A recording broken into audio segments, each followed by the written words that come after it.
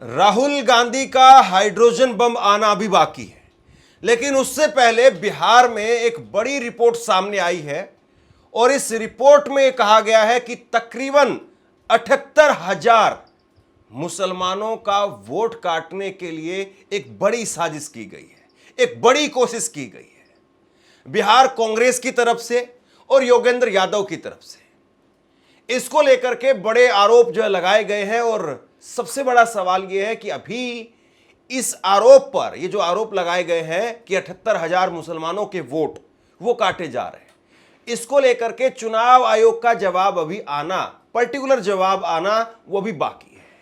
लेकिन सबसे बड़ी बात यह है कि ये जो आरोप लगे हैं वो एक ढाका विधानसभा है, पूर्वी चंपारण में ढाका विधानसभा है। यहां पर बीजेपी जीती थी 10,000 वोटों से। पवन जायसवाल बीजेपी के विधायक है, यहां से 10,000 वोटों से बीजेपी जीती थी।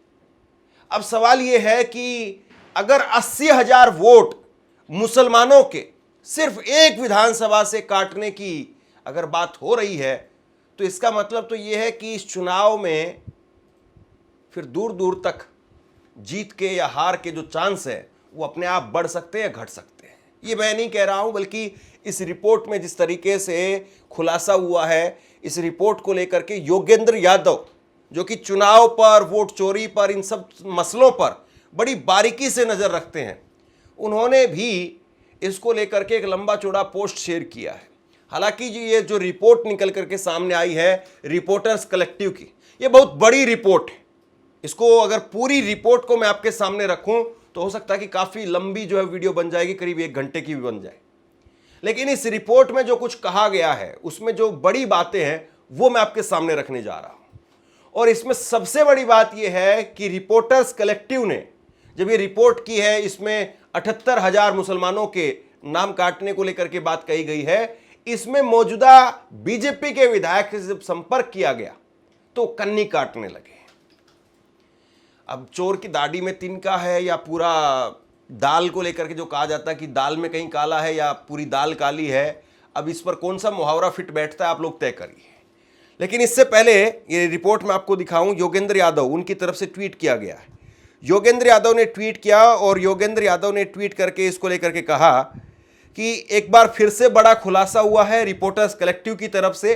बिहार में बीजेपी द्वारा वोट चोरी की एक बड़ी कोशिश का पर्दाफाश हुआ है, जिसमें एक विधानसभा क्षेत्र के लगभग सभी मुस्लिम वोटर्स को हटाने की कोशिश की गई है।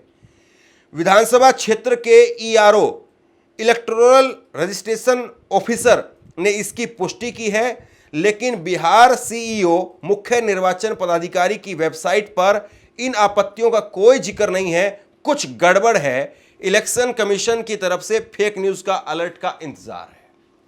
समझिए जरा आसान भाषा में योगेंद्र यादव क्या कह रहे हैं।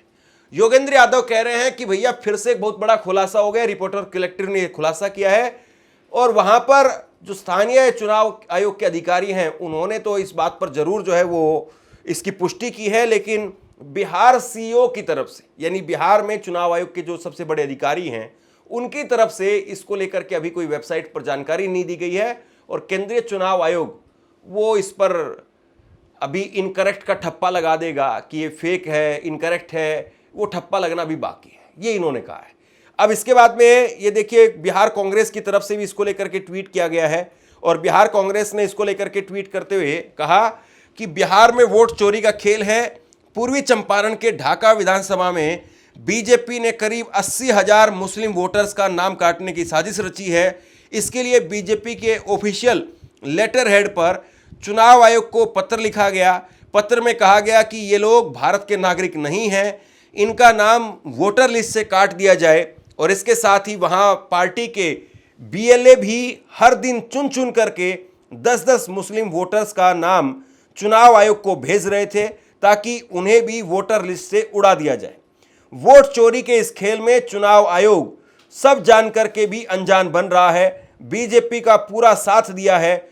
आप सोचिए, खुद सोचिए कि अगर सिर्फ एक विधानसभा में ये इतनी बड़ी धांधली कर रहे हैं तो पूरे बिहार में किस हद तक वोट चोरी को अंजाम दिया गया होगा।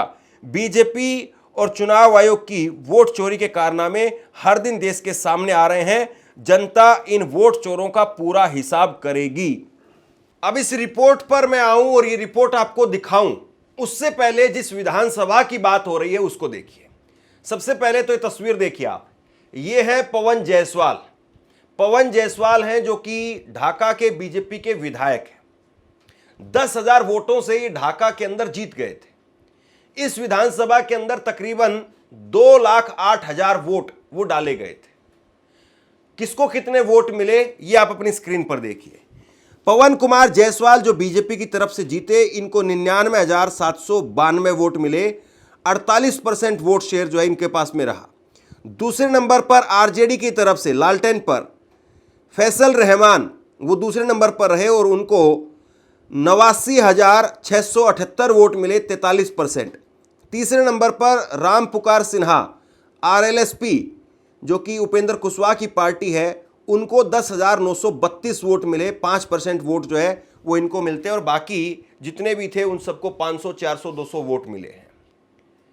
अब यहां पर आरजेडी के पास में, फैसल रहमान के पास में तकरीबन 90,000 वोट थे और 90,000 वोटों में से अगर यहां के 40% मतदाता जो कि मुस्लिम धर्म के हैं, अगर यहां पर वो काट दिए गए हैं तो फिर तो चुनाव में या फिर उतने नाम काटने की जो है वो सिफारिश की गई है, लेटर हेड पर जो है वो लिख करके बीजेपी की तरफ से दिया गया है, तो इसका मतलब तो फिर ये चुनाव में यहां पर कुछ बचेगा ही नहीं।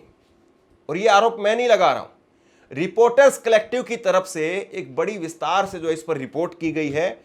कई पन्नों की इस पर जो है वो उन्होंने अपनी रिपोर्ट छापी है और उसका लब्बो-लबाब ये जरा समझिए। द रिपोर्टर्स कलेक्टिव की एक जांच में बड़ा खुलासा हुआ है। जांच में सामने आया है कि बिहार के ढाका विधानसभा में लगभग 78,000 मुस्लिम मतदाताओं को वोटर लिस्ट से हटाने की कोशिश बार बार की गई। दावा किया गया कि वो भारत के नागरिक नहीं हैं। इन कोशिशों में से एक आवेदन बीजेपी बिहार के राज्य मुख्यालय की लेटर हेड पर भेजा गया। दूसरा आवेदन बीजेपी के ढाका विधायक पवन जायसवाल के निजी सहायक के नाम से दाखिल हुआ। अब कैसे हटाने की कोशिश की गई है ये जरा समझिए। मुस्लिम मतदाताओं के नाम को हटाने के लिए जिला निर्वाचन अधिकारी ईआरओ और बिहार के मुख्य निर्वाचन पदाधिकारी सीईओ को लिखित शिकायत भेजी गई। द रिपोर्टर्स कलेक्टिव की रिपोर्ट कहती है कि यह व्यवस्थित और टारगेटेड कोशिश थी जिसमें ढाका इलाके के मुस्लिम मतदाताओं को सामूहिक रूप से लिस्ट से हटाने की कोशिश की गई थी। विदेशी घोषित करने की भी कोशिश हो रही थी। रिपोर्ट्स के अनुसार कुछ मुस्लिम नागरिकों को खबर लगी कि उनके नाम बीजेपी के जरिए हटाने के लिए भेजे गए हैं। इससे उनमें चिंता फैल गई, जबकि कई को इस बात की जानकारी ही नहीं थी कि उन्हें विदेशी घोषित करने की कोशिश हो रही है। आपसे कुछ कहना चाहता हूं, आज के वक्त में पत्रकारिता करना कितना मुश्किल काम है, लेकिन अगर ऐसे में भी कोई आपकी खबर दिखा रहा है, कोई आपके मुद्दे पर बात कर रहा है, तो आपको भी उसका साथ देना चाहिए। अगर आपको लगता है कि मेरी पत्रकारिता सही है, मैं आपके लिए आपकी खबर वो दिखा रहा हूं, तो ऐसे में आप मेरा सहयोग कीजिए। आप इस वीडियो को जब लाइक करेंगे तो लाइक के साथ में ही एक थैंक्स का बटन आपको दिखाई देगा। उस थैंक्स के बटन पर आप क्लिक कीजिए और जो भी सहयोग राशि दे सकते हैं वो दीजिए। दूसरा, आप चैनल को ज्वाइन कर सकते हैं और चैनल को ज्वाइन करके भी मुझे मदद कर सकते हैं। ढाका बिहार के पूर्वी चंपारण जिले की सीमा पर स्थित एक विधानसभा सीट है। 2020 के विधानसभा चुनाव में बीजेपी ने इसे राजद को 10,114 मतों के अंतर से हरा करके जीता था। कुल 2,08,000 मत यहां पर पड़े थे। ऐसे में कुछ हजार मतदाताओं के नाम गलत तरीके से हटाए जाने से नतीजे प्रभावित हो सकते थे। अब यहां पर ये जो रिपोर्टर्स कलेक्टिव की रिपोर्ट है वो ये कह रही है कि भैया 10,000 के अंतर से हार जीत यहां पर हुई है। करीब 90,000 के करीब आरजेडी को वोट मिले हैं और ऐसे में अगर 80,000 लोगों का जो नाम काटने की सिफारिश की गई है, अगर कुछ हजार लोगों के नाम कट गए तो उसके बाद में नतीजे डेफिनेटली चेंज हो सकते हैं।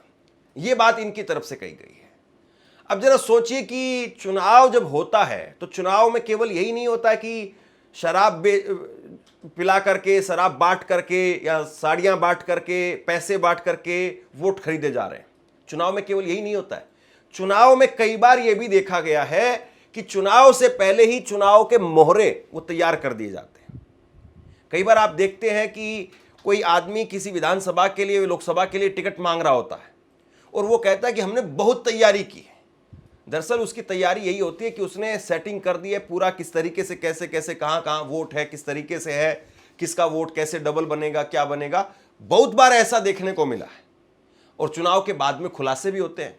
अब कई बार होता है कि ये जो चीजें मैनेज की जाती हैं ये कुछ 1500 वोटों पर मैनेज हो पाती हैं। कई बार कोई और ताकतवर शख्स है तो 10-5 हजार वोटों पर वो मैनेज कर लेता है। समय के साथ साथ चीजें ठीक हुई हैं और ऐसा इसमें ये भी नहीं है कि आप ये कहें कि पर्टिकुलर एक पार्टी ही हमेशा ये काम करती रही। ये अक्रॉस द पार्टी, अगर आप स्थानीय स्तर पर जाएंगे, मैंने चूंकि ग्राउंड रिपोर्ट की है बहुत सारी चुनावों को लेकर के, इसलिए मैं इस बात को कह रहा हूं कि ग्राउंड पर अगर आप जाएंगे तो बहुत सारे लोग आपको मिल जाएंगे जो इस प्रकार की बातें बताते हैं, लेकिन ऑन द कैमरा कोई कहने के लिए तैयार नहीं है। सबको जान प्यारी है। और दूसरी बात यह है कि कौन आफत मोल लेना चाहेगा, कौन अदालतों के चक्कर काटेगा, कौन उस विधायक से या उस इलाके के नेता से भिड़ना चाहेगा। लेकिन बहुत बार लोग बताते हैं कि फला यहां पर नेता है और फला नेता ने इतने वोट वो सेट कर रखे। बहुत बार ऐसी बातें निकल करके सामने आती है और कई बार कई रिपोर्ट्स जो है इसको लेकर के छपी भी है। खैर, छोड़ दीजिए इन सब बातों को एक तरफ, क्योंकि बिहार में तो अब हो रहा है एसआईआर, और बिहार में जब एसआईआर हो रहा है तो किसके पास में क्या जखीरा था, क्या नहीं था, वो सब किनारे रह जाता है। अब बिहार में एक नए सिरे से, एक तरीके से नई वोटर लिस्ट बनेगी, सब कुछ नया होगा। तो ऐसे में क्या सब कुछ जो अब नया हो रहा है वो दुरुस्त भी है, ये सवाल महत्वपूर्ण है, या फिर जो नया हो रहा है उस नए में भी फिर वही घोटाला, घपला और फर्जीवाड़ा किया जा रहा है, ये और बड़ा सवाल है। और ऐसे में रिपोर्टर्स कलेक्टिव की ये रिपोर्ट निश्चित तौर पर कुछ बहुत गंभीर सवाल खड़े कर देती है। इस रिपोर्ट में कहा गया है कि 40% वोटर्स को हटाने की मांग की गई है। जांच में पता चला है कि ढाका में आखिरी वोटर लिस्ट से लगभग 40% मतदाताओं के नाम हटाने की मांग की गई है। रिपोर्ट बताती है कि इस वोटर लिस्ट में हेराफेरी की सीधी कोशिश है। बीजेपी के जरिए जिला निर्वाचन अधिकारी को दी गई सभी याचिकाओं तक कलेक्टिव ने पहुंच की और इनमें से हर नाम मुस्लिम मतदाताओं का ही है। हर आवेदन पार्टी के बूथ लेवल एजेंट बीएलए की ओर से दस्तखत किया गया। इसमें लिखा गया कि मैं घोषणा करता हूं कि प्रस्तुत की गई जानकारी निर्वाचन सूची के उचित सत्यापन के आधार पर है और मुझे गलत ऐलान करने पर जनप्रतिनिधि अधिनियम 1950 की धारा 31 के दंड प्रावधानों की जानकारी है। धारा 31 के तहत वोटर लिस्ट में झूठी जानकारी देना दंडनीय अपराध है। बावजूद इसके बीजेपी के एजेंट ने हटाने के कारण नहीं बताए, जबकि फॉर्म में कारण लिखना जरूरी था। अब देखिए, यहां पर बीजेपी के जो एजेंट है, बीएलए हैं, उन्होंने कहा कि हाँ, एक फॉर्म भर करके उन्होंने दिया, फॉर्म पर साइन करके दिया। फॉर्म पर लिखा होता है कि मैं जानता हूं कि अगर मैं गलत जानकारी दूंगा तो मेरे खिलाफ क्या कार्रवाई हो सकती है। लेकिन उसी फॉर्म में एक स्पष्ट करना होता है आपको कि आप किस वजह से ये वोट हटवाना चाहते हैं, ये वोट कटवाना चाहते हैं। ये स्पष्ट तौर पर लिखना पड़ता है। कारण के अंदर एक कॉलम होता है कारण का, कि किस रीजन से आप ये वोट हटवाना चाह रहे हैं। वो रीजन में कारण ही नहीं लिखा, जबकि बीजेपी के बीएलए वो नीचे साइन करके दे रहे हैं। अब बताइए इसको क्या कहा जाए। कारण जो है वो लिखना सबसे जरूरी है। और अगर कारण अगर छोड़ दिया गया है इस रिपोर्ट की अगर माने, तो फिर इसका मतलब यह है कि चुनाव आयोग फिर या तो उन सभी जो रिक्वेस्ट की गई हैं 80,000 के आसपास, उन सभी रिक्वेस्ट को खारिज कर दे। और अगर उनमें से 80,000 में से मान लीजिए कि 10,000, 5,000, या सबसे पहले तो यही स्पष्ट करे चुनाव आयोग की 80,000 आई है नहीं आई है, ये सब बातें हैं या नहीं है। लेकिन खैर, चुनाव आयोग की तरफ से अभी इस पर जवाब नहीं है। तो अगर मान लीजिए कि इसमें कुछ हजार रिक्वेस्ट आई है और उसमें बिना कारण के वो रिक्वेस्ट आ रही हैं, यानी कारण वाला जो कॉलम है वो खाली है, तो ऐसे में तो ये रिक्वेस्ट ही रिजेक्ट हो जानी चाहिए। अब होंगी या नहीं होंगी ये देखना है। 78,384 नामों की सूची दी गई है। कुल 13 दिनों में 130 नाम हटाने की सिफारिश की गई, लेकिन अंतिम दिन एक नया आवेदन आया। यह आवेदन विधायक पवन जायसवाल के निजी सहायक धीरज कुमार के नाम से दाखिल किया गया और इसमें कहा गया कि जनवरी 2025 तक सूची में शामिल न रहे लोगों को बिना दस्तावेज जैसे डोमिसाइल सर्टिफिकेट ड्राफ्ट में जोड़ दिया जाए। इस आवेदन से सीधे 78,384 मतदाताओं के नाम हटाने की मांग की गई। नाम और ईपिक नंबर व्यवस्थित ढंग से लिस्टेड थे। ये आवेदन बिहार बीजेपी मुख्यालय के लेटर हेड पर भी मुख्य निर्वाचन पदाधिकारी पटना को भेजा गया। अब यह बहुत सीरियस आरोप है। विधायक के सहायक यानी पीए, उनका नाम लेकर के रिपोर्टर्स कलेक्टिव की रिपोर्ट में लिखा गया कि 13 दिनों में सिर्फ 130 लोगों के नाम हटाने का आवेदन आता है। अब देखिए, जहां जिस विधानसभा में 2 लाख 2.5 लाख वोटर हैं, उसमें 130 लोगों का नाम हटाने की अगर कहीं से रिक्वेस्ट आती है तो मुझे नहीं लगता कोई गलत होगा, क्योंकि 2-2.5 लाख लोगों में से 200, 400, 500, 1000, 5000 वोट आदमी जो है वो हो सकता है कि शिफ्ट कर गए हो। लेकिन 13 दिन में तो 130 आए और आखिरी दिन 78,000 लोगों का नाम आ गया। 78,000 लोगों के नाम से आवेदन आ गए। तो ये तो बहुत बड़ा आरोप है, ये बहुत सीरियस आरोप है। और बताइए, इतना सब कुछ हो रहा है या इस तरह के आरोप लग रहे हैं और उसके बाद में चुनाव आयोग इस पर स्पष्टीकरण क्यों नहीं दे रहा है? और रिपोर्टर्स कलेक्टिव ने जब विधायक से बात करने की कोशिश की तो क्या कहा, सुनिए जरा। जब रिपोर्टर्स कलेक्टिव ने विधायक पवन जायसवाल से इस पर फोन पर पूछा तो उन्होंने जवाब दिया, दिल्ली को हमारे स्थानीय मामलों से क्या मतलब है। लोकेश के नाम के एक दूसरे पत्र के नाम से दाखिल किया गया जिसमें खुद को तिरहुत प्रमंडल अधिकारी चुनाव प्रबंधक विभाग बिहार बताया और इसमें दावा किया गया कि सभी 78,384 मुस्लिम मतदाता भारतीय नागरिक नहीं है। अब मैं ये नहीं कह रहा हूं कि ये जो रिपोर्ट है वो अंतिम सत्य है, या ये जो रिपोर्ट है उस रिपोर्ट से मैं इत्तेफाक रखता हूं, या ये जो रिपोर्ट है उसको मैं सच मानता हूं। लेकिन मैं ये कहता हूं कि ऐसी कोई भी रिपोर्ट, इतने सीरियस आरोपों के साथ में कोई भी अगर ऐसी रिपोर्ट सामने आती है, चुनाव आयोग का काम है कि उस पर जवाब दे। अब चुनाव आयोग का इस पर कोई जवाब आया नहीं है। अब सबसे बड़ा सवाल ये है कि अभी जब नई वोटर लिस्ट आएगी 1 अक्टूबर को, तो उसमें पता चल पाएगा कि ये रिपोर्टर्स कलेक्टिव की तरफ से जो आरोप लगाए गए हैं या फिर जो खुलासा किया गया है ये कितना सही है। क्या जो अंतिम सूची आनी है उसमें वाकई वही दिखेगा जो रिपोर्ट में कहा गया है? अंतिम सूची इस विधानसभा की आएगी भी या उसको लटका दिया जाएगा? क्योंकि कई बार ऐसा भी देखने को मिलता है कि कहीं पर कोई खुलासा हो रहा है या हो रहा होगा, फिर मामला वहां तक ऊपर तक पहुंचता है तो उसको होल्ड कर लिया जाता है कई बार। हालांकि ऐसा होना तो नहीं चाहिए, लेकिन क्या होगा वो सबसे बड़ा सवाल है। बहरहाल हमें इंतजार उस नई सूची का भी है, इंतजार चुनाव आयोग के जवाब का भी है। आपको क्या लगता है नीचे कमेंट बॉक्स में लिख करके जरूर बताइए। इस खबर को शेयर कीजिए। धन्यवाद।